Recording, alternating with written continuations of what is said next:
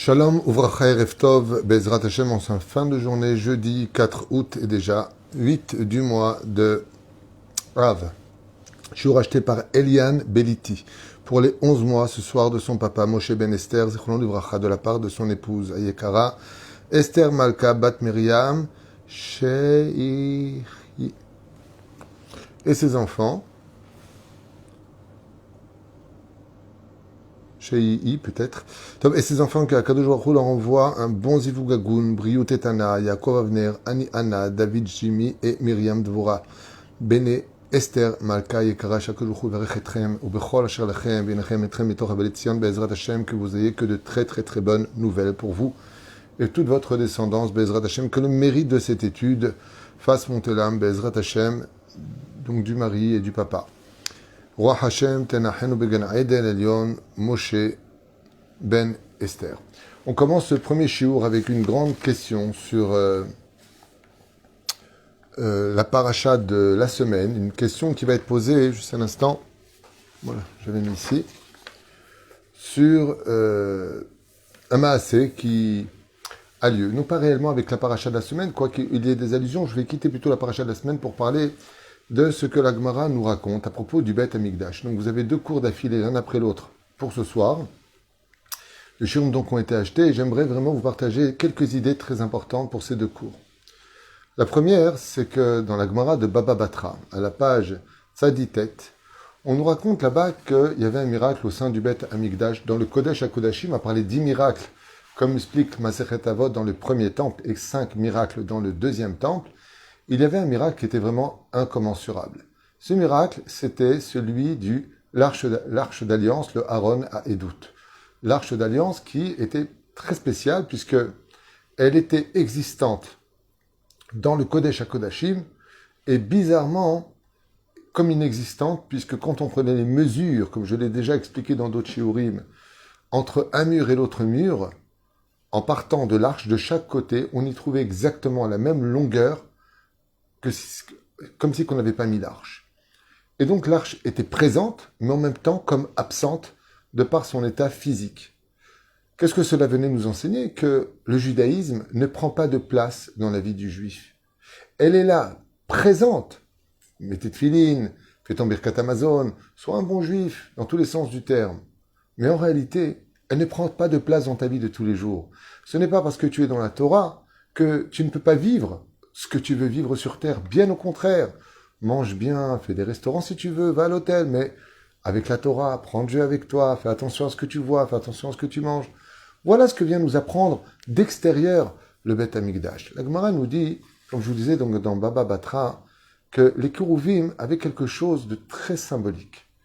Quand les enfants d'Israël, dit la Gemara, faisaient Retzono Shel Makom, faisaient la volonté d'Hachem, eh bien les Kérouvim, donc les fameux anges d'or qui étaient placés là-bas, les chérubins en français, étaient face à face, comme on le sait tous. Et là, on voyait autre chose de très bizarre, c'est que quand, par contre, les enfants d'Israël ne faisaient pas la volonté d'Hachem, eh bien, il se passait un miracle. Et le miracle était que malgré le fait que ce soit Miksha Zahav, c'est-à-dire que l'or, c'est du minéral sec, solide, et ça ne bouge pas. L'or ne bouge pas, des statues d'or ne bougent pas. Eh bien, il y avait un miracle qui se créait. Les statues se retournaient et elles se mettaient d'un coup dos à dos. Ce qui signifiait deux choses. La première, c'est que la nature du peuple d'Israël, c'est de faire la Torah et les mitzvot, puisque ce n'est pas un miracle quand les chérubins sont face à face, puisqu'ils ont été façonnés comme cela. Aval, par contre, il y avait quelque chose de spécial dans ce côté naturel de cette fabrication, c'est qu'ils étaient mechoubarim, ils étaient comme si qu'ils se caressaient, comme si qu'ils s'aimaient d'un amour incroyable. Par contre, d'ouvrir la parochrète et de découvrir que les chérubins étaient dos à dos, il s'était passé quelque chose. Des statues ne bougent pas d'elles-mêmes, ce ne sont pas des humains. C'est pas mobile, mais immobile. Et là, on comprenait qu'il y a eu un miracle. Un miracle qui voulait démontrer que Dieu est fâché. De là, on voit que la nature de Dieu, c'est d'aimer les enfants d'Israël. Et quand Hachem doit montrer qu'il est fâché avec les enfants d'Israël, c'est du domaine du miracle. Ça veut dire que c'est surnaturel. Dieu doit se surpasser afin de montrer qu'il est mécontent du peuple d'Israël. Quelque chose qui est en même temps révélateur et flatteur. Parce que quelqu'un qui est fâché contre l'autre et qui fait des efforts pour montrer qu'il est fâché, ça démontre combien il a du mal à vouloir être fâché. Donc, quand on pénétrait le Kodesh à Kodashim, eh bien, la Gemara nous dit dans Masechet Yoma, Bedaf Nun Dalet, que quand les enfants d'Israël montaient pour la régel, les règles Shalosh Regalim, Pessah, Shavuot et Sukkot, eh bien, le Kohen Gadol poussait la parochet et les enfants d'Israël pouvaient voir quelle actualité il y avait entre le peuple et le Créateur. S'ils voyaient les chérubins Mechoubarim, alors ça veut dire que la relation entre Israël et Dieu était parfaite. Et s'ils voyaient les chérubins dos à dos, les enfants d'Israël baissaient la tête et faisaient tout de suite teshuva. Jusque-là, tout va bien. Le problème est que quand Titus, empereur de Rome, pénétra pour la destruction du deuxième temple à l'intérieur du temple, il sortit son fourreau de l'épée et puis commença à donner des coups d'épée sur la parochette, ne voulant pas la pousser. Dieu a fait un miracle bizarre. Il a fait s'écouler du sang de la parochette comme si que Titus aurait réussi à le blesser. Titus se vanta devant ses généraux. « Regardez, moi, j'ai réussi à blesser le Dieu d'Israël et je vais exporter ses enfants, ou plutôt déporter ses enfants, en dehors de sa terre. Je vais expulser les enfants de Dieu du royaume, du roi des rois, le pays d'Israël. » Mais il y a eu un choc. Et le choc a été très violent, incompris. C'est que tous les tyrans d'Israël, comme vous le savez, apprennent les lois de la Torah. Et quand Titus a observé les chérubins, il était certain à ses yeux et aux yeux des Romains que les anges étaient dos à dos. Parce que si Dieu a laissé les Romains ou les ennemis d'Israël expulser les enfants d'Israël de sa terre et brûler son temple, bien c'est que Dieu est fâché. Et donc il aurait été de nature que Titus, il découvre des chérubins qui soient dos à dos. Et non. Le Talmud nous dit que Titus n'a pas compris. Il a dit, mince, il y a une embrouille. Les chérubins, ils sont face à face. Pourquoi? Alors, le Rav de Meshkovski, lui explique la chose suivante. Et il dit, n'oublions pas que le miracle, c'était que quand les chérubins étaient dos à dos, mais que quand ils étaient face à face, ce n'était pas un miracle. Et il va donner ici plusieurs explications que j'aimerais partager avec vous, dont 3. La première. Imnes hu gavad gav ve'anyoter Hashem biglal chatainu ateba'u panim el panim. Nachon? Ve'em mechubakim. Ça veut dire que le Rav nous dit ici que Akadosh Baruch Hu a laissé les choses naturelles, comme si que quelque part les fautes d'Israël avaient été acceptées de façon naturelle au sein d'Akadosh Baruch Hu, pour ne pas avoir affaire au miracle, de retourner les chérubins. Et pourquoi? Pour laisser ce miracle pour le 3e temple, de renverser le miracle dans la nature. Et ça, Moussa Eskel, très important pour nous. Parce que, surtout sur la terre d'Israël, l'un des rôles principaux de notre Emouna est de comprendre qu'il n'y a pas de différence entre le miracle et la nature. Si les chérubins d'Ilora avaient été retournés, c'était un miracle de les voir se retourner, car de façon naturelle, ils ne peuvent pas se retourner. La faute qu'ont commis les enfants d'Israël, c'est justement de penser que le miracle, c'est le miracle, et que la nature, c'est la nature. En d'autres termes, si j'ai travaillé et que je prends de l'argent, c'est pas un miracle. C'est quelque chose de naturel. Si je vais aux toilettes et que j'en ressors, c'est normal. Si j'ai mangé, je vais aux toilettes. Akadosh Baruch Hu leur a dit, vous commettez une grave erreur. Tout ce que vous vivez dans la nature est un miracle. Et donc, quand Titus est venu découvrir le miracle de voir des statues mobiles, des statues immobiles devenir mobiles, il a dit, pourquoi Dieu n'a pas fait le miracle pour eux? Pour enseigner qu'en réalité, tant qu'il n'y aura pas de dimension chez le peuple d'Israël de remercier Hachem pour toute chose naturelle comme chose hyper surnaturelle, eh bien, Hachem ne reconstruira pas ce temple. Il faut que les enfants d'Israël apprennent à remercier Hachem pour toute chose, car tout est miracle sur terre. Et donc, quand Dieu retournait les statues, ce n'était pas en réalité pour montrer réellement qu'il était fâché, mais pour dire aux enfants d'Israël, tout comme je vous aime de façon naturelle, je suis capable de me surmonter de façon surnaturelle pour vous montrer que je peux aussi être fâché contre vous. Et en quoi Dieu peut-il se fâcher quand on n'est plus capable de vivre la dimension du naturel au même niveau que le surnaturel? Comme l'a dit Rabbi Hanina ben Dossa, alors que sa fille s'était trompée en mettant du vinaigre à la place de l'huile d'olive pour les bougies de Shabbat. Et on sait très bien que le vinaigre fait scintiller la flamme, elle ne la fait pas monter comme il le faudrait. Rabbi Hanina ben Dossa a dit à sa fille, qu'est-ce que ça change pour Dieu du vinaigre ou de l'huile d'olive? Tout comme il a ordonné à l'huile de donner une belle flamme, il ordonnera au vinaigre de donner une belle flamme. Et on dit que ce Shabbat-là, les bougies de Rabbi Hanina ben Dossa n'ont jamais aussi grandement brillé que jusqu'à la fin du Shabbat. Qu'est-ce qu'il a eu comme miracle? Eh bien, pour la fille de Rabbi Hanina ben Dossa, c'était un miracle. Et pour Rabbi Hanina ben Dossa, c'était naturel. C'est le premier enseignement qu'on apprend.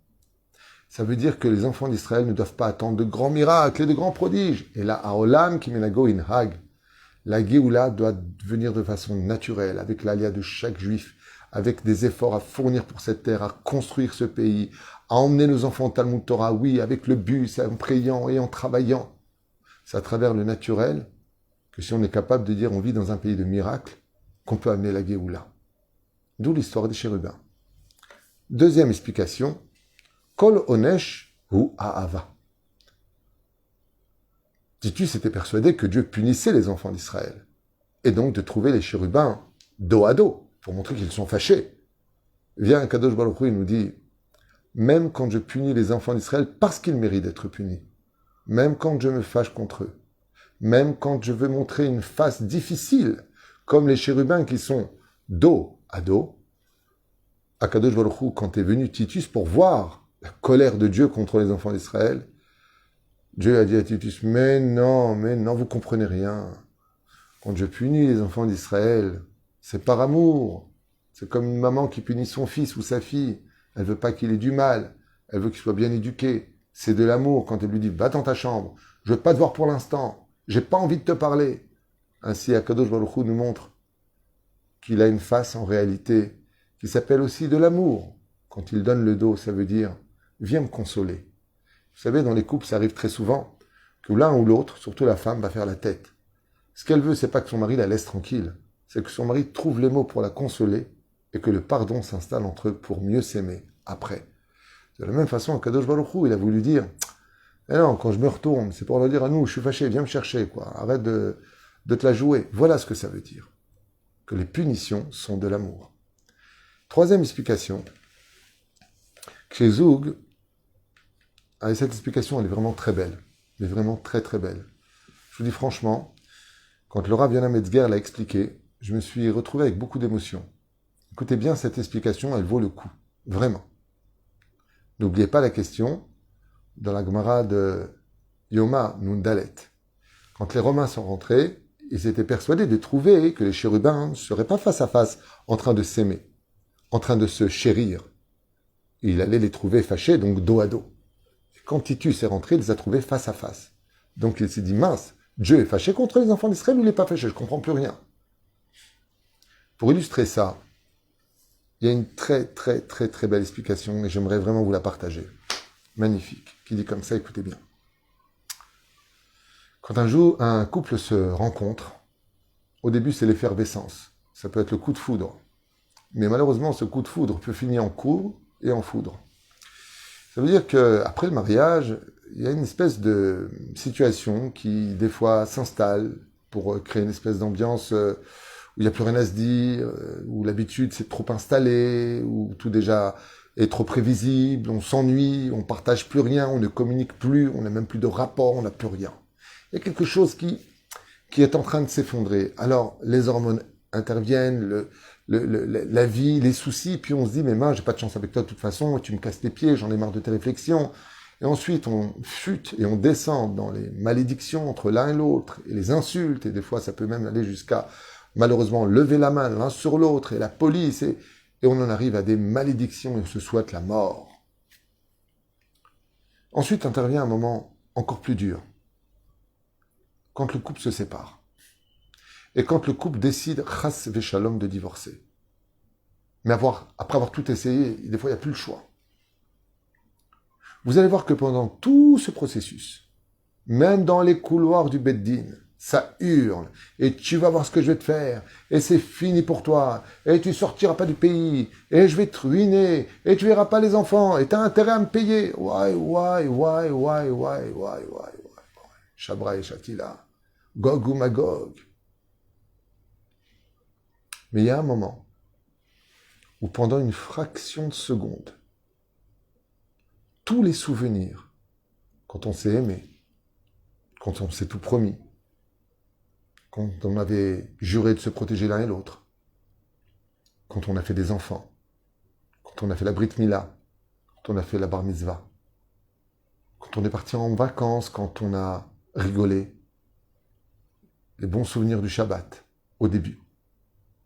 Il y a une fraction de seconde où Akadosh Baruch Hu, il intervient et il met dans le cœur du couple qui se sépare quelque chose d'incroyable. Le jour du guet, quand la femme tend les deux mains pour prendre le guet et que le mari, lui, prend la feuille du guet et qui va la lâcher en disant à sa femme que maintenant elle redevient libre, au moment où il lâche le guet, je parle pour des couples normaux, je ne parle pas des gens pathologies et débiles et haineux, je parle des gens normaux. Il y a une fraction de seconde où bizarrement, les larmes elles coulent toutes seules.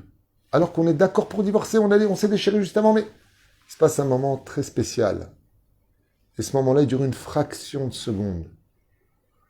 Où on se rend compte, mamache, que pendant ce moment précis, tous les souvenirs interviennent en une fraction de seconde, tout mélangé, en disant, mais qu'est-ce qu'on fait? Où est-ce qu'on va? Pourquoi on en arrive à un tel échec? Mais on est quand même décidé à divorcer. Et ce moment-là où le papier du guet tombe dans les mains de la femme et qu'elle le prend, ce qui va donc séparer maintenant le couple et rendre la femme libre 3 mois plus tard, après son guet, c'est un moment d'amour. C'est un moment où tout ce qu'on a vécu remonte.